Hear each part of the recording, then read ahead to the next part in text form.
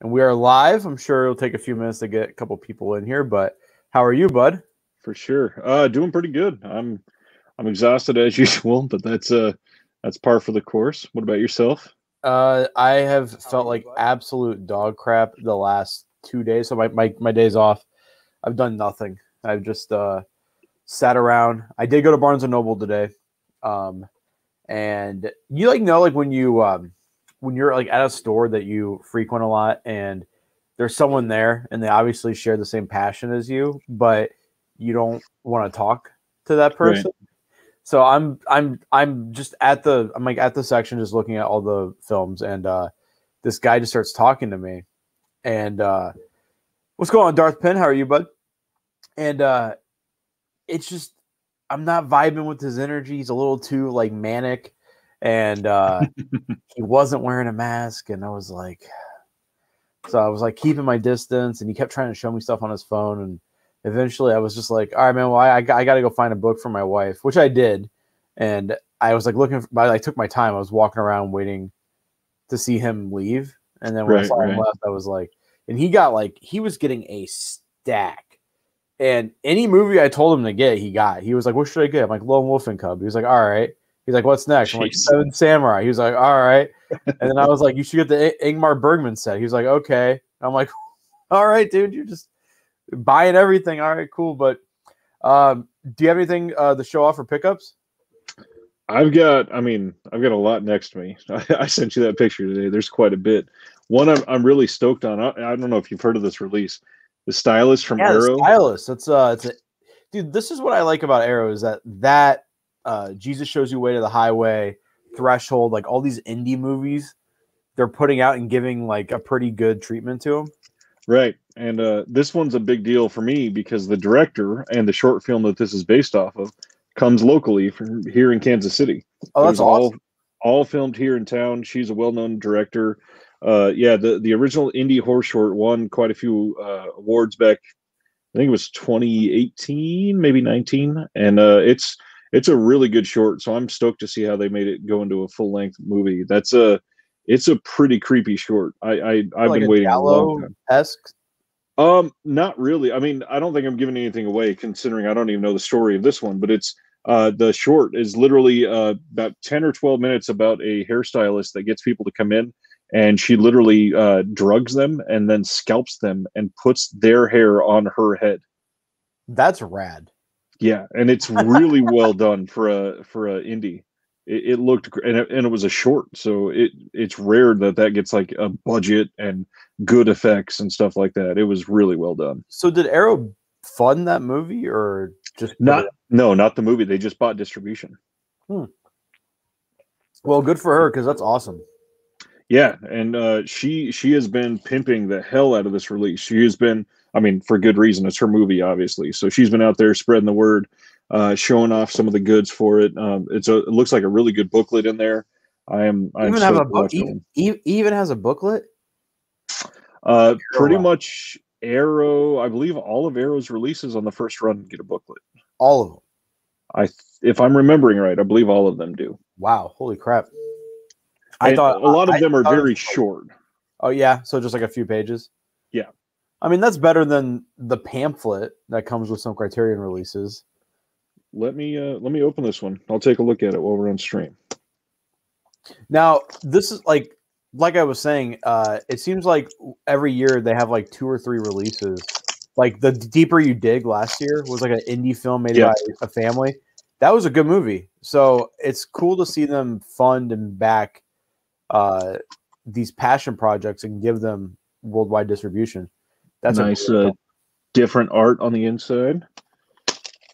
Oh, wow. The card. Woo. The card is one that you've already seen that I know you're stoked on. Oh, yeah. Sailor Suit Machine Girl. Hell yeah. Awesome. It looks like, unfortunately, my booklet was a little bit damaged on the inside. Oh, that sucks. Oh, wow. This is kind of rare for an Arrow release. Now, I did not realize this had this, and I'm stoked because that art is amazing. It came with a double-sided poster. Of both the arts? Oh wow! So they were all in on this movie.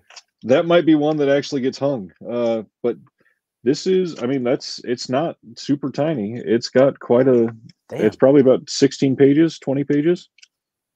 And for a movie that's relatively unknown. Oh, extremely unknown. Yeah, Let's see how many this people went have logged way in on under the Letterboxd. radar. What's going on, Ice and Darth? That's awesome, dude. Ice, I tried calling you on the phone earlier today. The style, how there we go, stylist. Yeah, only 2,500 people have logged it. Yeah, it's well, it's still very new, also. And I have someone on my friends list on Letterboxd that gave it a 4.5 out of 5. It's supposed to be a good one. He said overall, the stylist I expected to be good, but Arrow is awesome for bringing out the physical out for this one. Well worth the purchase for sure, and one of the best movies I have seen all year. I'm shocked here. This is extremely rare for an Arrow release. This has the CD soundtrack. That's awesome! Holy shit! Severin does it quite often, but for Arrow, that is very rare. I don't know if this is going to show up well, but this poster on Letterboxd, I love that. That is awesome. I believe that was one of the original art pieces for the short that they did. I'm going to have to make my wife watch this because she is into this kind of stuff. So, yeah, the director's name is Jill. Yeah, and Vagger. the last name is a doozy. Yeah, I'm not going to be able to pronounce that. I think it's Gavargizian. Well, Gavargizian. She has done 8 projects total. That's awesome. That's badass. I'm also stoked. I love the original. Just got the Hollywood edition of One Cut of the Dead. Have you seen this yet? I have not seen that yet. You were telling me it's is it like a sequel? This is they did a spin-off film that I believe this release has the original and the spin-off both in here, and the original was one of the most unique movies I've ever seen in my life. It was incredible. Ice is a big fan of that movie. Good. More people need to see it. And the year it came out, it was surprisingly, it picked up a lot of steam, but it's very still under the radar here in the U.S. That's for sure. Well, I'll have you do 2, and then I'll do 1 because I think we have a lot more than I do. Yeah, it's just a good day. So the big one I'll save, but this was included for free because the guy who owns Cinema Classics listened to our last stream, and you were raving about this movie. Yep. Why Don't You Just Die? This is awesome. I was going to pick this up, and he just threw it in. So that's fantastic. Thank you. Thank you. I am excited to check this out. This is a Russian movie, right? I believe so, yes. Yeah, Russians, Moscow style, described as splatterpunk action comedy drenched in gleefully dark Russian humor. What's going on, Eric? How are you, buddy? So that's my first pickup this week. What's your next one? Asian Movie Enthusiast was talking about One Cut of the Dead, saying he can't imagine the spinoff being nearly as good. I agree with you, but I definitely want to watch it. One that I know you're going to be jealous of that I got because you were looking at it after. Yes, your erotic ghost story from 88 Films, Cat 3. I'm stoked on this one. I don't think there's anything that you can't show on the outside. Good, full, rigid slip box. Got a book in there. This is one of their better releases for sure. It seems like they're doing it with all their Cat 3 because I pre-ordered Robotrix and Ricky O, and both of them are rigid boxes like that. So that's that would be nice for all the Cat 3 stuff. It's wild that sold out. Oh yeah. Like, although, let me see. Does it say? I saw a clip and it looked like really horny, like Sailor Moon, and I was like, like hyped about that. I was like, all right. It does not have the limit, the release number on here. I think it was 3,000, something like that.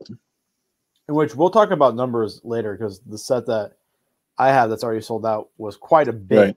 And I was blown away. So go ahead and show one more. Before I one more. Next, Blue Underground 4K came in. This is Dead and Buried with the lenticular slipcover. It's not going to show up very well on here. There you go, a little bit. Yeah. Let's see. Oh, good God, that's a good. There's the burning. Yeah, this is one that is. I mean, first of all, Blue Underground's 4K are the best in the business. Arrow is good, but Blue Underground is the best, without a doubt. And this is one I have actually not seen this in a very long time. I saw it years ago. It's at the point where I basically don't remember it at all. So I'm stoked to see this again. And the original art, which most people remember it from, is that. Yep. And that's the poster I know that from.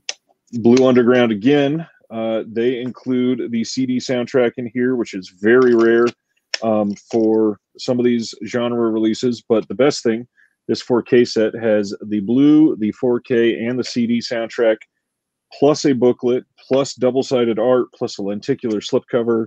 Damn. I mean, it doesn't get a whole lot better than these releases. Let me see. My next pickup is one that I made a video of, and it was like, "Hey, go buy this," and then it sold out the next day. Like, people were like, "I went to buy it, and it's gone." But Anatomia Extinction, which is directed by the same guy who did Tokyo Gore Police, which is Yoshihiro Nishimura. This release is my favorite single release of the year so far. The amount of love behind this release. So you get this really nice slipcover. It says, "To all the engineers operating for a better tomorrow, to improve our lives, we must reduce the population," which is kind of not good with how COVID's going. You get this really nice double-sided cover, a ton of stickers, exclusive art by Nishimura, a really nice booklet, and then it's got some of the coolest special features on any disc. So it's got audio commentary from Yoshihiro Nishimura. It's got Anatomy Extinction and Tokyo Gore Police, a shared world broken down by Yoshihiro Nishimura.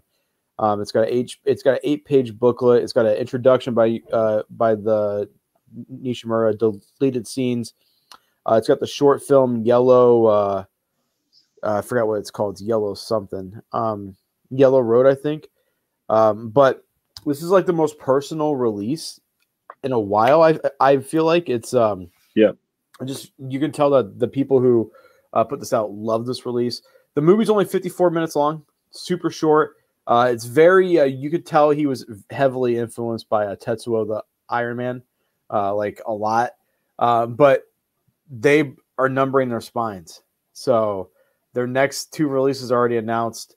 They're up on their page, but you can't pre-order them yet. But right, I feel like those are going to sell it too. This is just such a nice release. I got one here that I know. I gotta be honest, I don't even think I ordered this one. I think this might be another one that Terracotta threw in for me. This is another Third Window Films release, and this is Ruined Heart. This is the combination of Philippine cult director Kevin, famed cinematographer Christopher Doyle, Japanese superstar Tadanobu Asano, Mexican newcomer Natalia Acevedo, and German synth pop duo Stereo Total make for a wild ride you won't forget. This is some of the art that I was looking at on here earlier looks really intriguing. And it's got my theme of the night, I guess, is CD soundtrack. This one has it too. Was that 3 in a row now? Yeah, 3. It might even be 4. Or no, Erotic Ghost Story did not have it. That would be an odd one to have that. That would be it would just be Moans. Yeah. Moans and the Sailor Moon soundtrack. I mean, it's not the weirdest thing I would have ever heard in my life. And then another one from Arrow that I'll go back to that I think you already talked about this one, but I finally got it so I can put it in, is Irizumi. Yes. Yeah. I've wanted to see this one since they announced it. So this is one that I'm definitely looking forward to. I picked up an Arrow set that I had, and I couldn't find it. So I Amazoned it because I really wanted to watch it. So I think I gave it away by accident or something. But that's Dead or Alive. Nice. The trilogy, and I watched the first one. It had been years since I've seen these movies, and I had forgotten just how insane the last 45 minutes of this movie, especially the last battle, the last showdown. Have you seen this movie? I saw the first one. Yeah. You know what I'm talking about? Where he pulls the energy sphere out of his chest, and then he just pulls a rocket launcher out of his back, like just casually. I was like, "What the fuck did I just witness?" I loved it. I thought it was amazing. So yeah, I'm going through those movies again, and I'm having a blast. Dead or Alive 2 is the best of the trilogy. I am excited to watch. I'm probably gonna watch that tonight. I'm probably gonna finish that up tonight. Or probably finish the trilogy tonight. I'm gonna try to make my fat ass walk on the treadmill for a couple hours and just throw on some Dead or Alive. The first one does kind of drag in the middle. Yeah, it's like, but man, both those actors have so much swagger, just so awesome. But what's your next pickup or your next three? I mean, a lot of big ones that you've already talked about on here before I can go into. So I finally got Major Dundee. Awesome. Love it. It looks good. And the big one is I finally have Years of Lead, and I can put time into that. That has been when you pre-order things together and they don't come until very late, it happens. The other big one is Bird with the Crystal Plumage in 4K. This one, love the original, the 4K. I can't imagine how good this is going to be looking. I can't wait. They haven't announced it yet, but I'm sure it'll be coming. The deep red in 4K. I'm sure all the Argentos are going to get a 4K release at some point. Flip, do you have you seen the 20th Century Boys trilogy, the movie? No, I have not. I went to Barnes & Noble today, like I said, and I picked up Deep Cover by Bill Duke. I've not seen this movie, but there's a guy I follow on Letterboxd that only watches crime movies, and he's like, this is one of my favorite films of all time. And out of all the recommendations I've gotten off of him, he hasn't steered me wrong yet. So I'm excited to check this out. I mean, Lawrence Fishburne was billed as Larry Fishburne when this came out. It came out in 92. Yeah. So this is the third release from Criterion I've picked up this year. Because I think they've had a really bad year of just announcements for my taste personally. Sure. You got a few more? All stuff we've gone over before. I finally got the Criterion of Parasite. Nice. Not a whole lot special over the 4K, really, in my opinion, but enough that I wanted to make sure I have it. Don't know if you even heard of them, but there is the semi-new boutique label called Culture Shock Releasing, and they put out some shot-on-video movies and stuff like that. They put out Death Collector, and a lot of people recognize this art from back in the day. I've never seen it. They also put out, I believe this next one is an anthology. They put out Creep Tales. Beautiful. This is Fritz and Klieg, two dim-witted ghouls dig up my favorite movie, Creep Tales. They decide to steal it from my cold dead hands, and that doesn't sit well with me at all. They head for the local monster hangout where their fellow couch potato creeps await, and the tales of horror begin. Stay tuned to the end to see if I ever get my video back in 6 Tales of Terror. So it is an anthology, and all that shot on film? I think this one is, and that's why it's only on DVD. I think the other one, or not film, this one shot on video. I think the other one, let's see. Yes, the other one was a 16 millimeter print. Oh, awesome. So looking forward to those. My final pickup and the big one is the Dimajin Trilogy. I got this a week early. So this is 7 days early. This is, I think, their best packaging in a long time. It's a top loader like Vinegar Syndrome have been doing. It is a tight fit. Like look at this. It's a tight fit on these. I gotta say, this is the best book that Arrow has ever put out.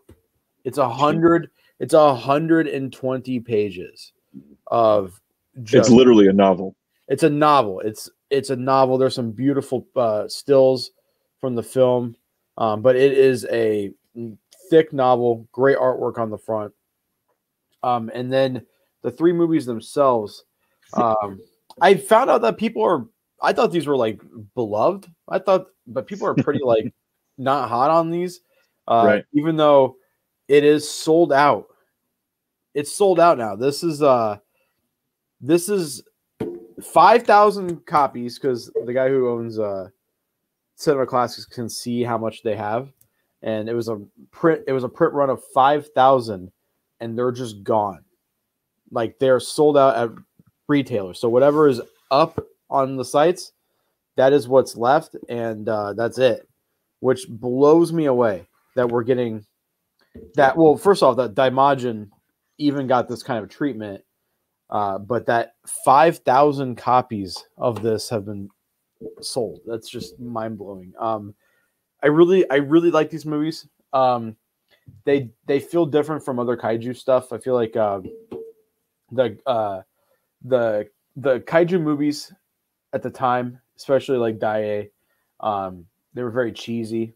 Gamera started off pretty piss poor in my opinion. I'm not to piss people off, but I think the original Gamera movies are not good. I don't think it was until the Heisei trilogy that they became great. I think those are the three best kaiju films ever made.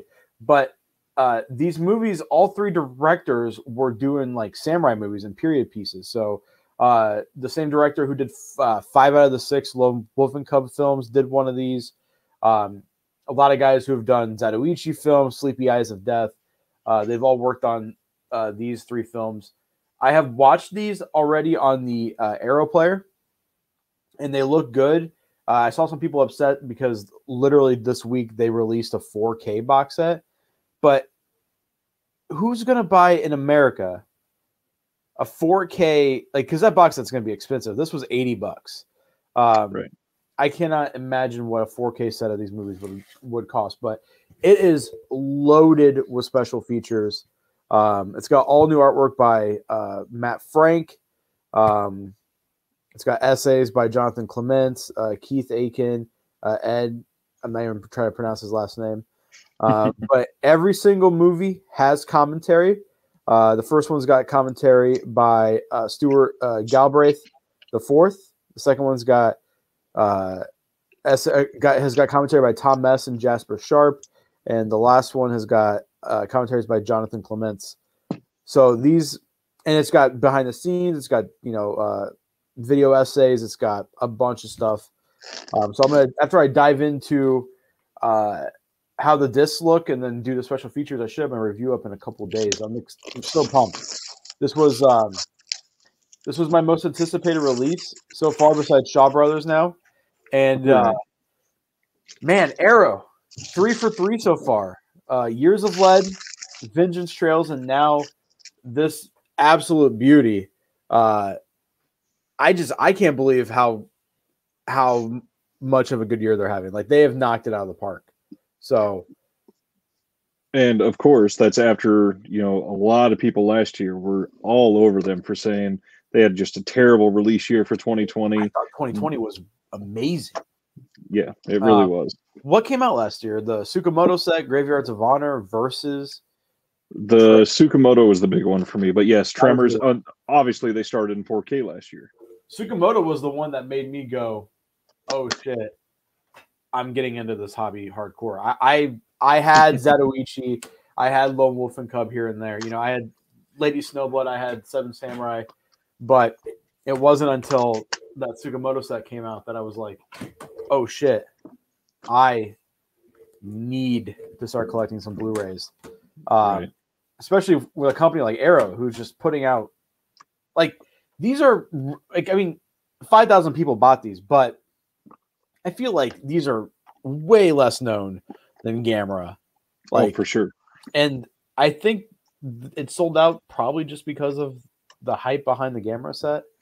And it just, I don't know, it really blows my mind that something like this doesn't sell out. Because this has some notable films like Massacre Time, Banditos, and God Said to Cain.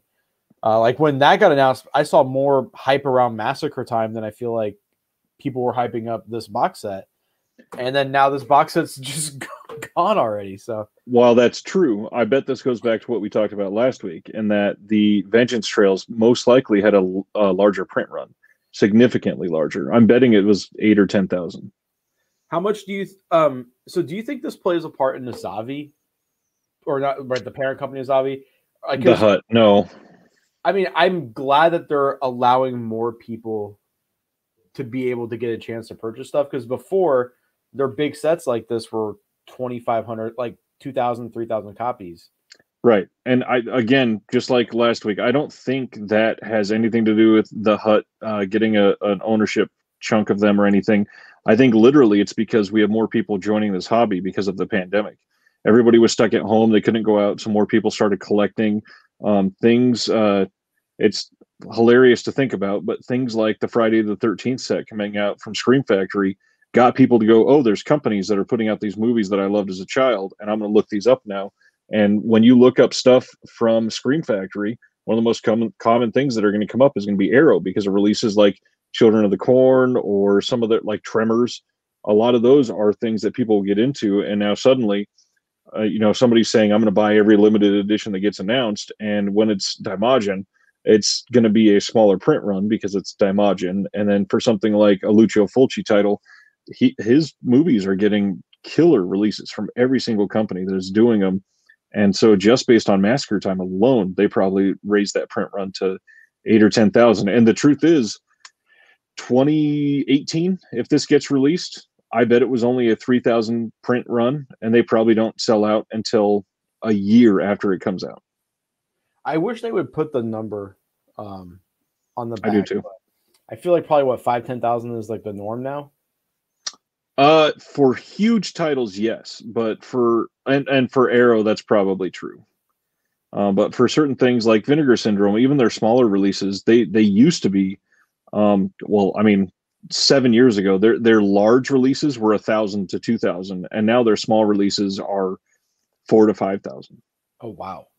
Yeah, well, it is that much bigger. With this selling out already, I don't see the Shaw set going till December. It depends, though. I mean, first off, it is releasing in 2 different regions, and based on that, nobody's going to import it. People had to import Dimajin because it wasn't coming out in the UK. And then the second, released? I don't believe so. I think it might have been. Let me see. I'll look. I think it might have. You got it. I think it might have been. Even if it was, that 5,000 count is only for the US. That's not for both. And so if Shawscope is coming out in the US and the UK, and even if they limit it to 5,000 in each region, there's still a way for people to get those movies. Yep. If it sells out in one. This got a UK release too.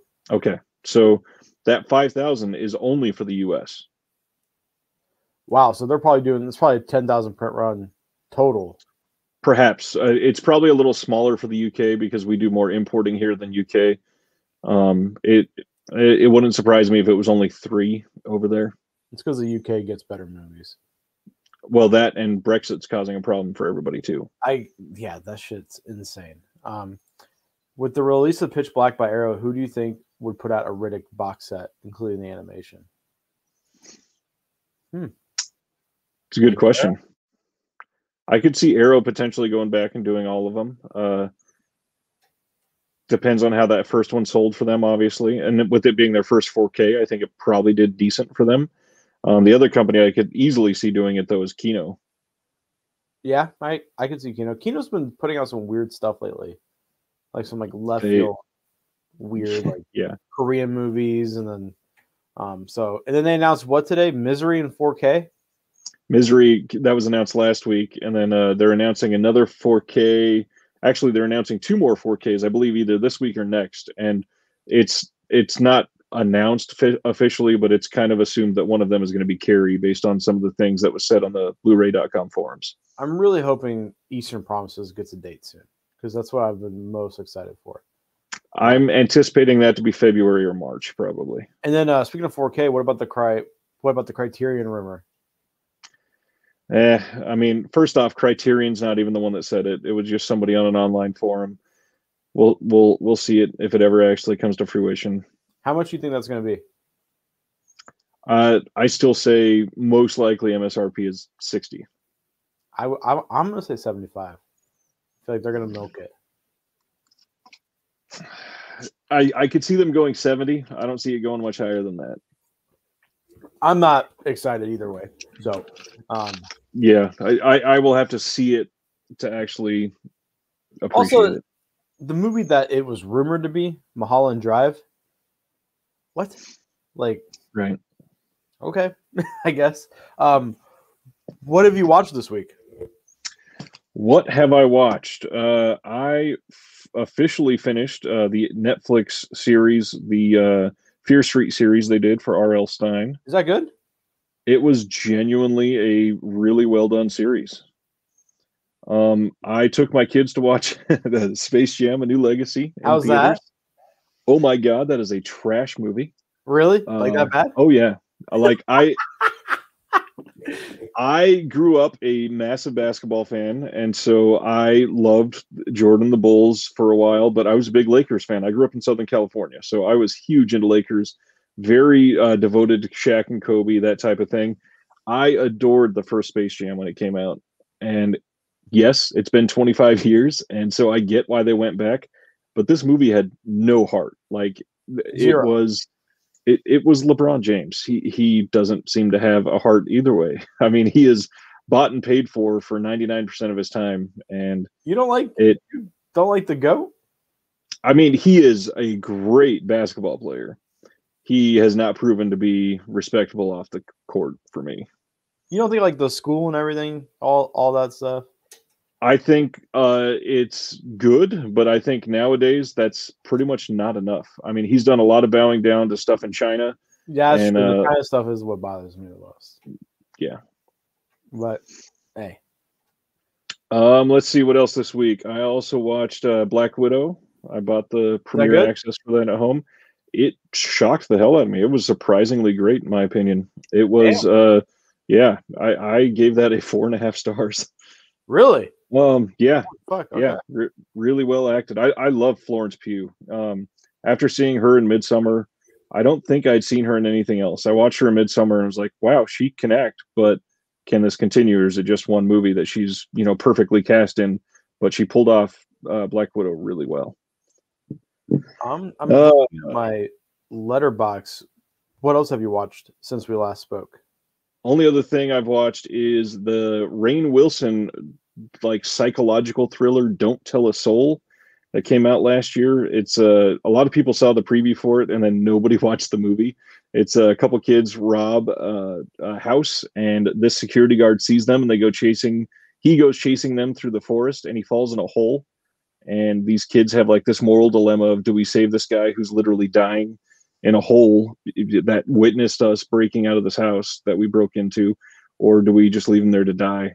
And it had a good premise, and then it did the classic I don't know how to end this movie, so let's try to throw 8 different twists, and none of them worked. It fell on its face. Like the first one was like, oh, that's pretty good. Yeah, this makes me, I could see why it would be a big moral question. And then they did that 6 more times, and it was just disappointing.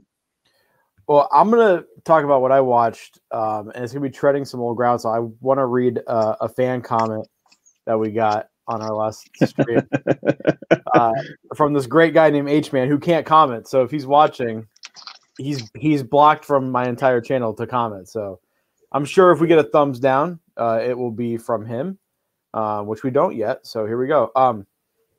Flip, you got nothing to contribute at all. You watch the same shit over and over. You don't seem interested in expanding your horizons. If being closed-minded makes you comfortable, so be it, but feels bad for your guests who are far more interesting. I do think Ryan's more interesting than me, and way more knowledgeable. That's true. I only tune in for your guest. When you start opening your mouth, I start rolling my eyes. You're mind-numbingly boring. No one else cares about your personal boring life.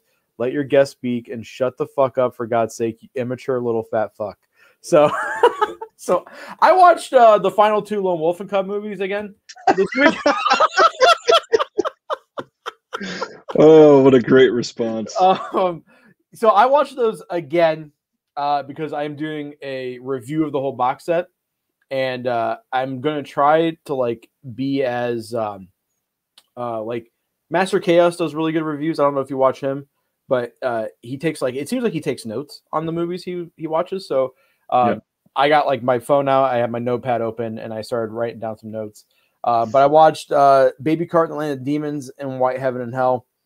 White Heaven and Hell I think is great. I would say the Eric's reaction is.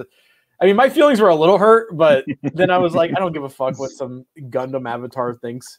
So I watched those two movies. I think White Heaven Hell is amazing. There is a 7th movie in the Lone Wolf and Cub series that didn't come out until 92, where the actor who plays Ogami Ito actually plays the villain. And it's got mixed response. I watched it before and I hated it. I did not think it was a good movie, but then rewatching it now, it's weird seeing Ogami Ito cry in this movie because he's like very emotional. Like the actor cries, and that's fine. But like Ogami Ito is a stoic badass who has absolutely no feelings except for his son and his dead wife. And then that same actor, I watched Killer's Mission, which is part of the Bounty Hunter trilogy. The first 2 movies are great, like really good. The 3rd movie is the worst in the bunch. And then, I made my wife watch Drive for the first time. Oh, wow. She doesn't have the attention span for a lot of films, especially stuff with like subtitles. So I was like, hey, I got a movie. I think you're going to love it. And we were watching it, and I forgot how violent the last half of that movie is. And it kind of comes out of nowhere, and you're like, whoa. And I think the first big one is the shotgun blast to the head. Yeah. But my wife, the elevator. She was invested. She was like hooked. And then when that scene happened, she was like, oh my God. Like she had like a reaction to it. But yeah, we love that movie. And then of course I watched Dead or Alive, but what upcoming theater releases are you most looking forward to? I've got 3 answers for this one. Okay. That I'm literally counting down to. So my first one is the new Candyman movie. I grew up with the original Candyman, loved it, absolutely related to it. I grew up with a lot of black friends. I grew up in a very poor area, and Candyman just spoke to me for some reason. It is such a great first movie, and the preview for this new one, it really got me. It feels like they grabbed a lot of that same feel again. The second one is I adore Edgar Wright, and Last Night in Soho is finally about to come out, and Anya Taylor-Joy is an incredible actress, and that movie is going to shake things up this year, I think. And the biggest one, this is going to be hilarious to say in context like this, like I'm leading up to something, but October is going to be one of the best theater experiences in a long time. And this is very timely to talk about because the trailer dropped today. I cannot wait to see Jackass Forever in theaters. Yeah, neither can I, man. The Jackass movies are so much fun in theaters with the crowd that you can tell everybody like had a drink or two before they showed up. This is just hilarious. And I grew up with those people. Me too. I can't wait. We used to do those stunts, and all Same. our friends would get fucked up and hurt. Just get hurt. Oh yeah, I've got all kinds of scars from doing shit like that. Dude, man, it's just weird that because I used to watch them with like CKY, and it's just so weird that I've been watching these dudes be dudes for the majority of my life now. Like half my life. It's literally like 25 years. It's insane. So, and at the pizza place, I had a room in the back, but with the door open or cracked, I could see the TV. Because we like always had a TV in the back, and my dad and the employees would watch Jackass, but I wasn't allowed to. So I would act like I was asleep, but I would be watching Jackass. And so like ever since I was a little kid, and that stuff's awesome. I'm so pumped for that. I showed my wife that trailer, and she was like, "Yes."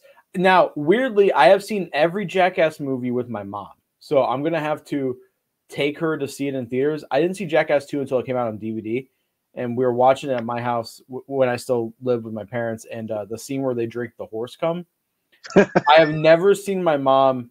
She like levitated off the couch and like rolled on the other side and went to the sink and vomited like instantaneous. So, for me, I'm gonna say Dune is probably my most anticipated movie of the year. Dune is the right answer, of course. I'm so excited for Dune. I think it's either going to be really good or not good at all. I don't think there's going to be an in between. But what's his name? Dylan Villeneuve. Denis. Denis Villeneuve. He's What do you feel about him as a director? I think he's a little overrated. I mean, a little controversial, but I think Prisoners is his best movie. But that could just be the father in me speaking. But I think that movie I saw that movie right after my 5-year-old cousin had passed away. So that stroke, not like what happened in the movie, just seeing a young family member pass, Right. and then seeing that movie left an emotional, struck a chord with me. But I feel like everything else he's done, I think Blade Runner 2049 is just an okay movie. I think it's okay. Honestly have not seen Blade Runner 2049 yet. I would say Arrival is a little overrated. It is a great movie, but it is slightly overrated. Yeah. There's like, because like the way they're writing, it would be reversed. Right. Like the way, you know what I mean? Also, why did they come to Earth just to be like, hey, your kid's going to die? Like, here's this power. I don't like, we're coming to Earth to save you so you guys can save us in the future. But if you have the power to do that, why can't you just save yourselves? I think Arrival is his worst movie. I will say a lot of people have not seen it. If you have not seen it, I would suggest you look out for Enemy. It was his second movie, I believe, and it's with Jake Gyllenhaal, who's incredible. Very good movie. I do think Sicario lives up to the hype. I do. Yeah. I think Josh Brolin is amazing in that, and Emily Blunt is just out of this world in that movie. What's his name? Benicio del Toro. Yep. I love him in that movie. That border scene. The end scene. Spoilers for Sicario. Which is like what, 2012. So you've had enough time. Don't get mad. Benicio del Toro's character is like, he seems like he's like an assassin for hire. He just like works for whoever can pay him, and he's teamed up with the government because he's trying to track down this cartel boss who had previously killed his child. And the final scene is him breaking into his mansion, killing all the guards, and then the cartel boss is at a dinner outside on their patio with his 2 kids and his wife. And it shows him shoot the kids, which I thought when movies go there, you know, like, because it's very rare, like no one has the gall to do that. Did you show the aftermath? But he does it so that the cartel boss can feel everything that he felt. It's such a visceral moment. I do think the sequel is good. A lot of people hate the sequel. I've still not seen it. I like it. I think Day of the Soldado. I think it's a good movie. I know Ice is going to disagree with me. He's in the chat. He hates that movie. I love that movie, but I'm also going to agree with John Peters here in the chat. Shang-Chi looks fun as hell, and obviously Halloween Kills is going to be amazing. I can't wait for it. I'm trying to think of what else. There's really nothing. Oh, The Last Duel. It's shit. See, Ice hates it. The Last Duel just got a trailer today. Ridley Scott directing. Written by Ben Affleck and Matt Damon. The first time that they've worked together. It's a period piece in medieval times. It's got Adam Driver in it. Actually, let me pull up the synopsis real quick. How is all of this sounding so amazing? And I've not even heard of this. I didn't know about it until I went to Reddit today, and it was the first thing on the movie subreddit. Nice. Yeah, it's based on the book The Last Duel, a true story of trial by combat in medieval France. The screenplay is written by Nicole Holofcener, Ben Affleck, and Matt Damon. Damon stars in the lead role opposite of Adam Driver and Jodie Comer, with Affleck in a supporting role. It's directed by Ridley Scott. It comes out October 15th, but it says in 15th century France, Margaret de, I'm not even going to pronounce this, claims she's been raped by her husband's best friend. Her husband challenges his friend and squire to trial by combat. It is the last legally sanctioned duel in France's history. So it looks awesome. Like the production value looks great. Right. even my wife was like, "Oh shit, we have to see that," because she loves period pieces like that. So, Me too. Ice, it's not shit. You're wrong. It's a great movie. It's better than the original. I'm just saying that just to get Ice riled up. He's probably just like rolling his eyes like whatever. So yeah, I think that's. Do you guys have any other questions? Do you guys have? I see two people brought up Ghostbusters Afterlife. I got to be honest, I forgot it was even coming out. I'm gonna be honest. I don't like any Ghostbusters. That's a hot take. Overrated. And then when you made the women Ghostbusters, I don't like women in the first place. So when you when you made them Ghostbusters, I was upset. Jesus. I'm just kidding. Oh, you're gonna get some more hate mail. Oh, I'm just kidding. I'm not. Yep, James Bond's gonna be a big deal. I'm not huge into James Bond. I love it. It's obviously well done, well acted, all that, yada yada. It's great, but it's another one that I think is a little bit overrated. Really? You think James Bond's overrated? Oh yeah. I think Daniel Craig's the best Bond. I love him. I think obviously the heightened production value is outshining the franchise and making him look better than he actually is.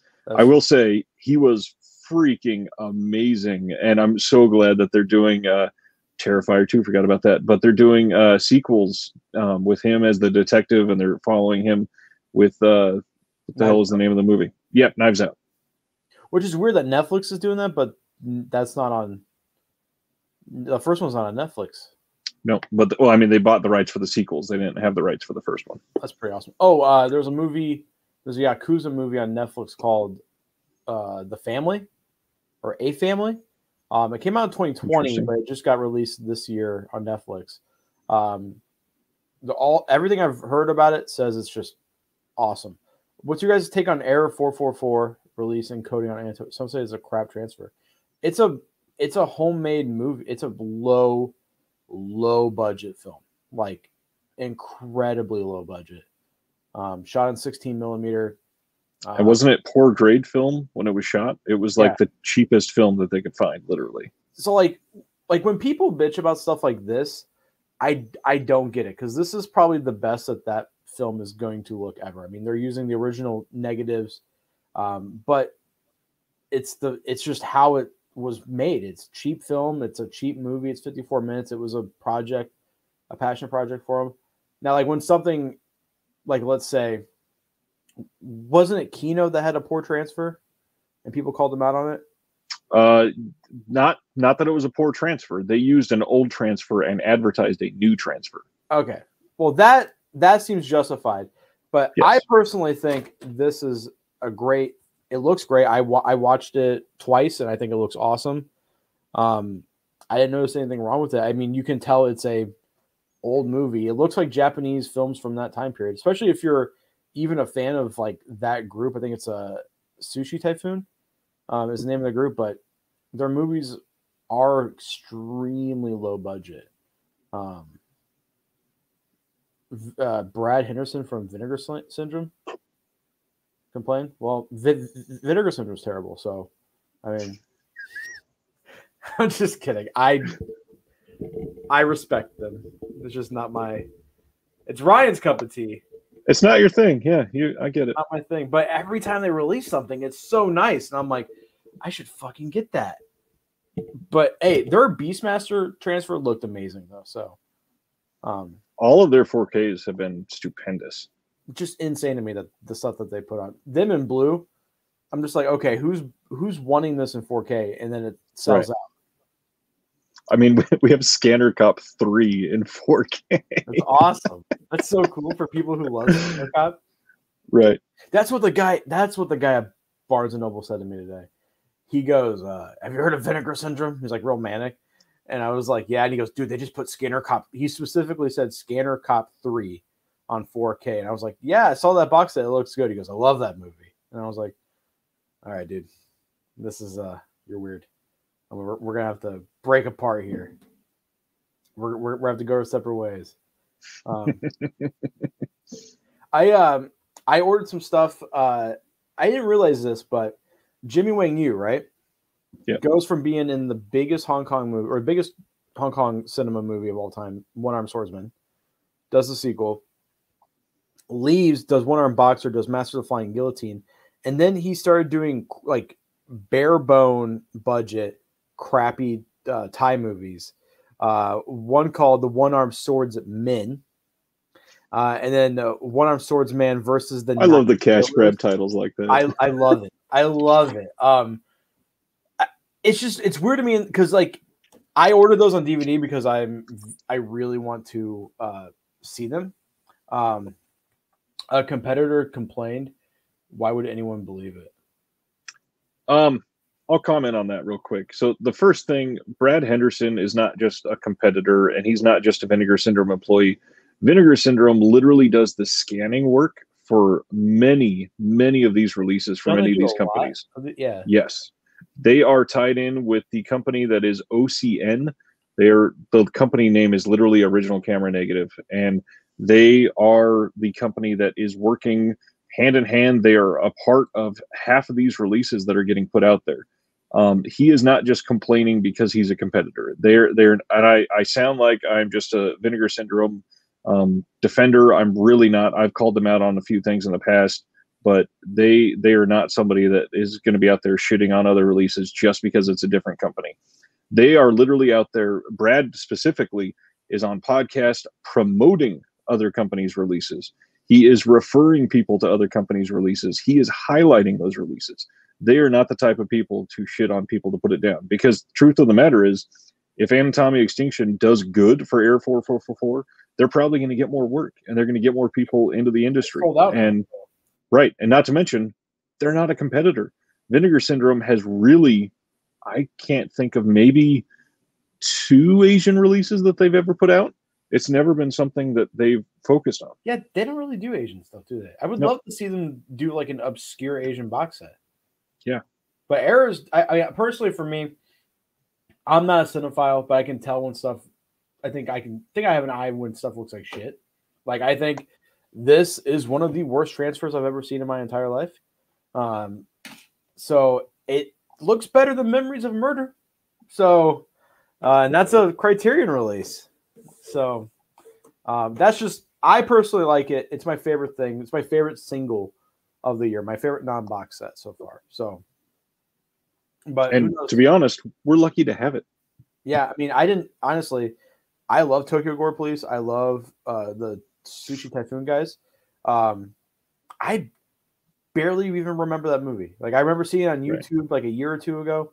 And thought it was weird, and I was like, hell yeah. But it looked better than the YouTube version because it was really bad. Thought you were okay with Mom? Memories of Murder. Memories of Murder? No, I love the movie. I think that looks like crap. Me and Taylor, my wife, watched it, and it's just this huge green filter. And a lot of that movie's at night, and our TV is like a nice TV, and we could barely make out what was happening. At certain scenes, especially the scene where the guy is masturbating over women's panties and underwear. So, you just wanted that extra detail. I get it. I was like, I want to see the cum shot. Have you wait that fucking skit I sent you? Hey, do the ghost? do any of those fuckers ever come out with a horse cock in the room? I was laughing so hard. But what was I saying? Oh yeah. Jimmy Wang Yu, it's funny, in 9 years, he went from the biggest star to making these shit movies. Then, of course, his career bounced back, and he ended up doing more great stuff. But I bought these bad movies because I'm going to do – I love Jimmy Wang Yu. I love the one-armed swordsman idea. Also, it just feels like he has a little bit of a fetish for just tying his hand behind his back. He's done a lot of movies with one arm, which I just find amazing. So you know how I was telling you about the Yojimbo cinematic universe? Yeah. There's a Taiwanese knockoff, which I bought, called, it was part of the Wu-Tang collection, Protect Your Neck Divas, 4 movies, which I'm sending you one because I have an extra of, which is Fatal Flying Guillotine. But it's Zatoichi versus the Flying Guillotine. The Flying Guillotine. So now, in my made-believe Yojimbo cinematic universe, all the Flying Guillotine movies are now a part of it. Connected. Because, so I'm probably going to do a video about I'm going to come up with a better name than Yojimbo cinematic universe. I don't know. Like, what? It's the MACU, the Martial Arts Cinematic University. Hey, the MAC. I like that. I like that a lot. But yeah, it's so much fun to be like, I guess that's a part of it. And then I'm gonna do a rerun, like a rewatch. Once we're on vacation, we're probably gonna take like 2 or 3 weeks off. I'm excited. Nice. But I am getting a second job, so I'm not too excited. Doing landscaping with a friend. The year my grandfather died, about 6 months before, he did my grandparents' front and backyard, like all new stone, like beautiful. But he hired me. He was like, "Hey, do you want a second job?" Jokingly, and I was like, "Yeah, dude, fuck yeah, let's do it." Lost a bunch of weight, got in good shape just from heavy lifting. That's some hard work. It really is. But it was like $25-$30 an hour under the table. Like, yeah, hell yeah. So he lives in Arrow releases. What? I said that's a lot of Arrow releases. That's a lot of. I mean, well, at the time I was buying a lot of Gundam, so that was right. He lives in the state over, and then now he's got a couple of jobs here in town, so they just kind of line up perfectly when we're going on break. So closing down the restaurant, but no income, time to get it somewhere else. But I'm gonna try to rewatch all of the Yojimbo cinematic universe, which is Yojimbo, Sanjuro, all of Zatoichi, all of Lone Wolf and Cub, all of the One-Armed Swordsman movies. Now it's all the Flying Guillotine movies, which also includes Chinese Boxer. No, sorry, One-Armed Boxer, because that's part of the Master of Flying Guillotine. And then all of the Dollars trilogy. So I need, and if you ever see it available at the sales price, let me know. I still need Zatoichi. I don't have it. Zatoichi? Oh man. And it's never in stock during the sale, ever. This is the longest it's been out of stock. Yeah. So it was on Amazon a week ago for $135. And it's still available, but it's like $150-ish. But the actual sales price should only be $100. Yeah, well, with the 50% off, yeah, it should be $100. Right. Man, $100 for 25 movies? That's insane. I still think $150 is a good price. It's more than I want to spend on it, sadly. Yeah, that's true. Man. Look how beautiful it is right there. Just it's very, very much catching my eye, that's for sure. I'm tempted to take that sticker off, but some people have done it, some people don't. I don't know what I should do. Oh. Especially now that you've had it for a few years. I've had it for a couple years. So, I remember when I got that, I was on the fence like you, and then everyone's like, "It's going out of print," and I was like, "All right, fine." So I bought it, and then it went out of stock for a while, and then it came back in stock, and now it's been out of stock for like what, 3 months now? It's at least on the Criterion site, for a while. So, God, those movies are so good. You're missing out, man. You're missing out on one of the great cinematic pleasures of this world.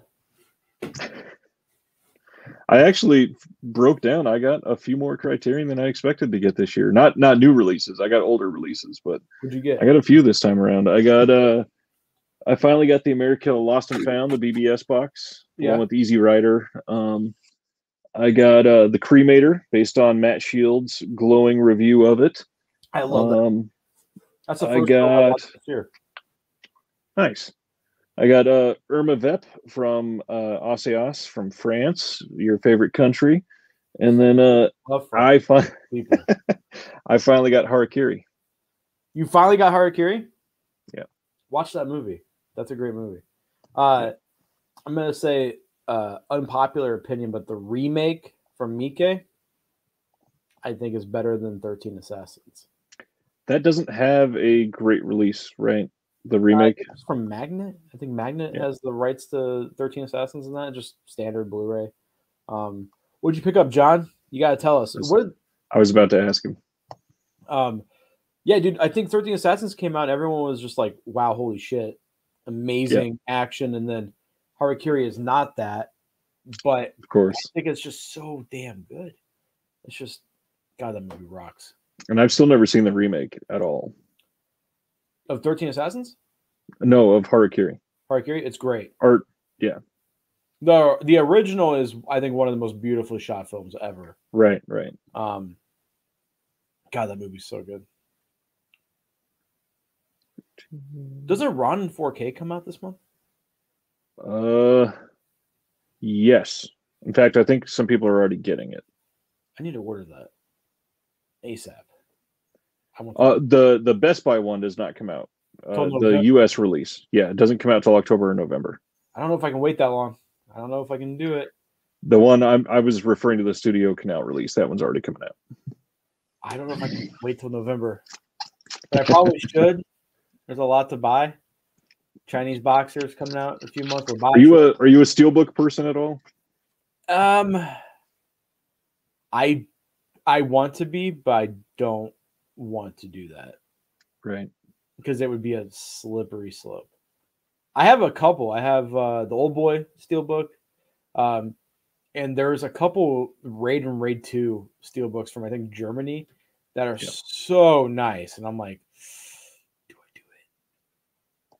Probably not. Probably should. And then there's some great Blade of the Immortal Steelbooks, too. There's some great 13 Assassin Steelbooks. Germany gets some great releases. Yeah, I wish I was German. Except the food sucks. I like bratwursts. I'm fat. Of course I do. Schnitzel. Schnitzel is good. Actually, no, I take that back. German food's pretty fucking fire. But I'm still waiting, John. What'd you get? Yeah, John, what the hell, man? What country do you hate the most, food-wise? Food-wise. Who are you racist towards?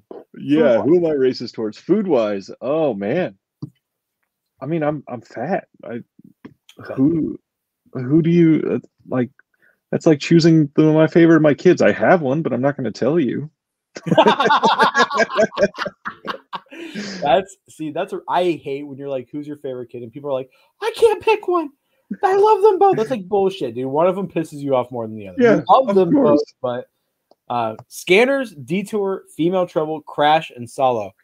That is a solid 5. Crash and Solo, great double feature.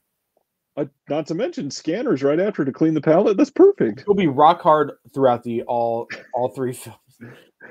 I'd say Detour kind of sticks out like a sore thumb there, but great movie still. Yeah, it does. Have you ever seen Solo before, John? Because you're in. Notice how we didn't even mention the John Waters title. Yeah, that's like the least offensive of the bunch. That's how you know it's a great 5 when John Waters is like, yeah, just bring him along. Dude, I remember watching Solo for the first time and just being like, excuse me? Why am I so hungry? Why am I so hungry? Why am I turned on? Why do I gotta take a shit? Like, what is happening? Oh, speaking of shit, I forgot in Dead or Alive that woman gets gangbanged and then an enema, and she's just floating in her own shit. Wow. I mean, your transitions are amazing.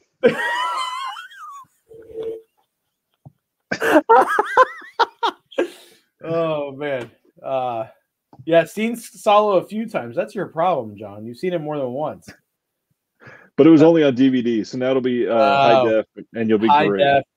Italians do it best. You know, isn't that like spy number like 10? Like it's like it is very low. Yeah. You know, there was something that came up after our last stream that I wanted to bring up is that we were talking about Kino releases not having HDR. Yeah. There's only one. The Good, the Bad, and the Ugly is the only one that doesn't have HDR. The rest of them do. HDR. All of them do. Are you sure? 100%. I'm gonna go look. I'm gonna find Mad Max real quick.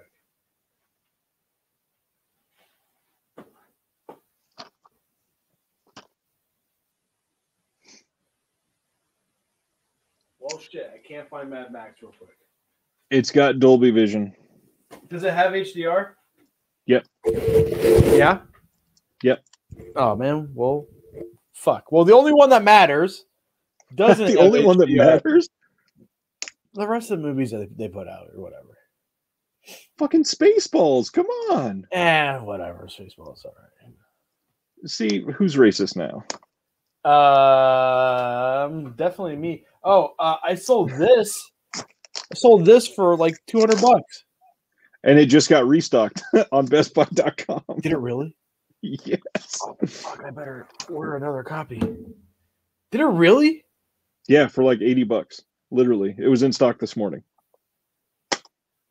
Well, here I go. Purchasing something again. Did it really? I swear to God. That's fucking awesome. Now I feel like a jackass. Oh shit, it's in stock. What? I don't know why I know that offhand, but yeah. I have to ship it to Ireland though, so hopefully the Irish guy, God. that's not too bad. It was like $40 shipping. Yes, but that is a very sensitive package to send. I'm gonna wrap it in bubble. I'm gonna wrap it like a newborn. Those things do not travel well. Damn. And I've got, oh gosh, I think I have 5 of those, the big steelbook packages, and I think I'm lucky. I've had to return one of them. I had to return 3 times to get a good one, and then I just had to settle on I got the Batman set, and that one still has a dent or 2, not big, but yeah, I've got 5 of those big sets. I have the Game of Thrones one. I don't have that one, and I don't have the big Harry Potter one. I might actually just get rid of that. I don't know. Thinking about it. If anybody wants this, let me know. It's all seasons of Game of Thrones 4K. I don't know. I'm not gonna rewatch it again anytime soon. I tried. Me and the wife tried, and we got like 3 seasons in, and we were just like, I've never even watched a single episode. it's just so disappointing to know what's gonna happen. Like, as someone who's seen it, it's like, man, that is a slog to get through for no payoff. And I was a huge fan. I was hype, I was hyping it up. Taylor had never seen any of it. She was watching like seasons, the last 2 seasons with me. And she was like, "What?" I'm like, "Come on, we have to watch it." And we were watching it, and she's like, "This is cool." I'm like, "No, it's not. This is bad." Matt says I'm currently on season 1, episode 3. Matt's here finally. Nice. Stop. Don't. Were you here when I name dropped you, Matt? Matthew Shields. That's a cool name. You know what? We've not talked about TV ever. What's your favorite show of all time? That's what I was going to say. Like 3 top shows of all time. My number 1 is probably The Shield. I've never seen a single episode. It is literally amazing. Really? Oh yeah, it is. I mean, it's my favorite show of all time for sure.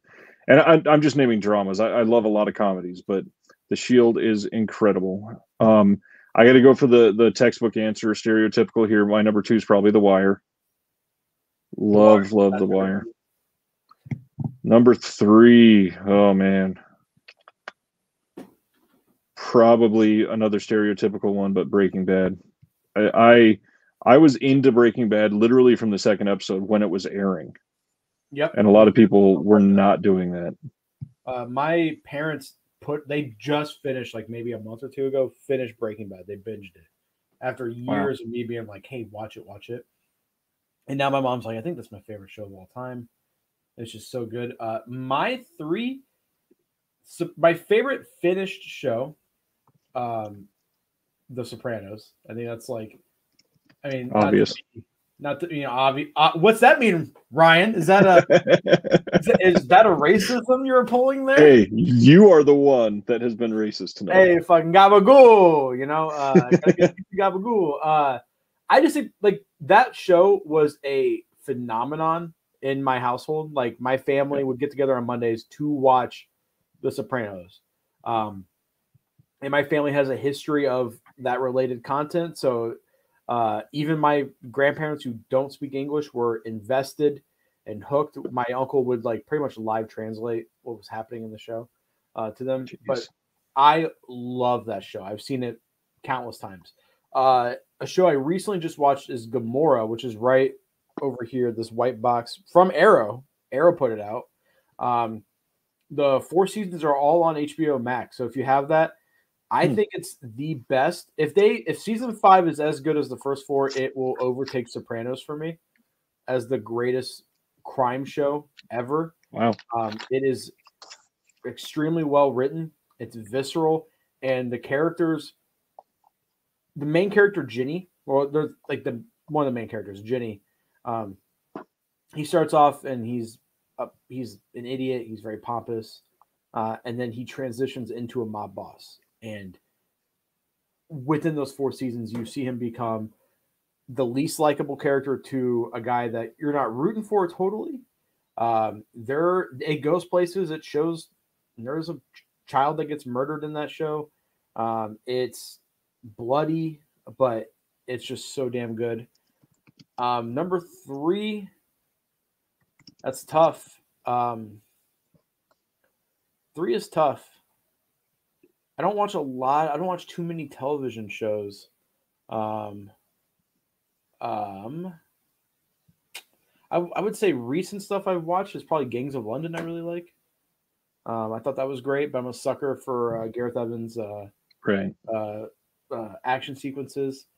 I mean, it's a bad show, but I was obsessed with Mortal Kombat Conquest, like obsessed with Mortal Kombat as a child. I think The Sopranos is the answer, and then Gamora. They got the last season. There's a movie too. I think those are the 2 for me. 2 favorite shows of all time. The Wire. You should go watch The Shield, though, for sure. What's The Shield about? The first episode, it sets up. What's that? Is it about Matt? Yes. The Shield is all set up in the very first episode, and literally the entire, I think it's 7 seasons, but it all follows this one storyline. It's about the Rampart Division from LAPD that was literally called in to be a task force to break down violent crimes. And in the very first episode, they find out that one of the guys on the inside that was on this task force was like a kind of a rat and basically just in the hand of the police commissioner. And so they break into this house to go down and capture somebody at the end. And the head guy from the task force had found out secretly that this guy was a rat. And after they got the drug dealer, they turned around and they shoot this rat police officer in the face. The cop does. He shoots another police officer. And so the next 7 years is him trying to hide that crime and do everything at the same time to stay on the up and up. And the big reason I love it is it ends perfectly. Like every storyline, there's comeuppance for certain people that you never think are going to get it. Every storyline actually gets finished. It is something that after 7 years, it is very satisfying to watch. And what channel was it? It was on FX originally, so it's not. I believe there is some cuss words, but it's the first like gritty cable show that wasn't on HBO. Exactly, Matt. Right as I'm saying that, The Shield did change cable TV. So this is the show where they had scenes in a strip club. They didn't show nudity, but there was like girls with pasties, and that's it. There was lots of profanity. There was literal violence. There was drug use on TV. There was characters like there's a huge storyline that is around this guy that cheats on his wife all the time, and he's saying things like "eatin' ain't cheating." And before then, that type of thing would not fly on regular cable TV. And it completely that's like how we got Breaking Bad, is because The Shield laid the groundwork. This looks really good. I'm like looking at it is so great. And it's all on Hulu, I believe, because they have all the FX shows. Yeah, Asian movie enthusiasts, you're talking about The Shield. There's a sequence that traumatized you. There's quite a few in there that are crazy. Like there is if it's the assault sequence I'm thinking of, there's one, I think it was season 4, where the police captain gets ambushed in a drug house, and they come in. There's 2 criminals that get him on his own and sexually assault him, and it's insanity. It is really well filmed. It's very realistic. It is a crazy good show. I'm gonna have to pick that up and watch it. Don't as we're talking about that and we're talking about physical media, do not get the Mill Creek Blu-ray release. They botched it. How? The Shield was filmed in 4:3 and it was filmed in SD, so it did not need an HD upgrade, first of all. But they made all of the releases widescreen. So there are scenes where you can literally see a guy holding a boom mic. And they're just like, fuck it, we'll put it out. Yeah, they just did not care. Well, Mill Creek, come on. It's not Ultraman, so who gives a fuck? And that's what Mill Creek has seemed to say over the last however many years. It's Ultraman for white guys who love cop shows. What is and that's the thing. I hate cop shows. I need like I love crime movies, and I want like a long running series that's relatively good. I mean, I've seen The Sopranos so many times. I've seen, and that's The Shield. The Shield. Literally every type of crime that you can think of is in this movie. There's big heists. There's robberies. There's assaults. There's murders, drug use, everything. Is what's that show? Miami Vice. Is that any good? Never seen it. By today's standards, no. But back then it was an 80s staple. Yeah. I'm just a big Michael Mann fan, so there's no Jamie Foxx on the show. I think that movie is great. I don't care. I won't argue with that. Yeah. That movie is amazing. It is very underrated. Has Michael Mann made a bad movie? Did he do Public Enemies? I have not seen Public Enemy, so I'm not sure. I thought that was a good movie. I'm trying to think of I think Heat's great. I think of course. I think Collateral's great. Is it Mindhunter or Manhunter? Manhunter? Manhunter, yeah. Manhunter is better than Silence of the Lambs. Hot take. Let's see. What else? We already talked about that one. I don't think that's much of a hot take. I think it's great. Both of them are great. Yes, he did do Public Enemies. He did Miami Vice, Collateral. He did Ali. I'm not too hot on Ali. He did The Insider. Insider's good. And Heat, Last of the Mohicans. He's making a Japanese television show right now. He's in Japan right now filming called Tokyo Vice, I think is what it's called. So, fuck yeah, Michael Mann. God, Heat might be the greatest movie of all time. That's a hot take. That's a very dude movie. That's a very dude bro. I love that movie. Val Kilmer's elbow steals the scene. Do you know what I'm talking about? Yeah. My dad, who loves that movie, I pointed that out to him, and he's like, I don't know what you're talking about. And we watched it again, and he was like, great, now I can't fucking not see that. Disgusting. You know, it looks good now that you brought up Val Kilmer, that Val Kilmer documentary from A24. Did you know that Val Kilmer's role was supposed to be Keanu Reeves? I did not. Yeah, that was supposed to be Keanu Reeves. He was filming, I think, Speed or something, and he was busy. But, man, could you imagine? Whoa! Just reloading his gun. Whoa! But, yeah, Keanu is amazing. Keanu is great. I'm not a big Bill and Ted fan. I mean, that's probably a hot take, too. But I enjoy them, but I'm not dying to rewatch. Yeah, I'm not a raving fan, but they're fun and they're very nostalgic. Blew my mind when I was a kid. 99, I was born in 92, so I saw that in probably 2001, 2002 maybe, and it just blew me away. I was like, "What the fuck am I?" I was the same way with Point Break with him. Point Break, yeah, Point Break.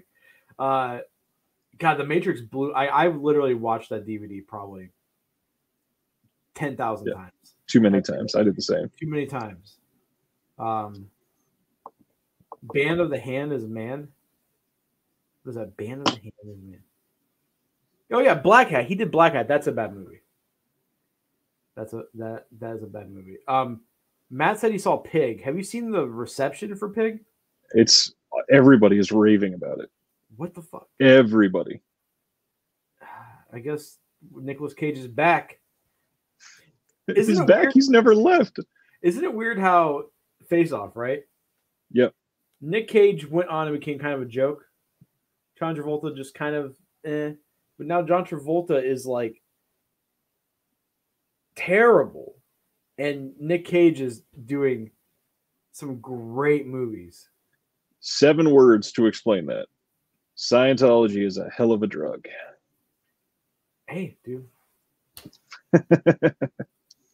What was it? We watched, what did I make Taylor watch recently? We watched Pulp Fiction the first time relatively recently for her, and she was blown away. She was like, what? Have I never seen this? I'm like, well, you graduated the class of like 4 people. So you lived in the boonies.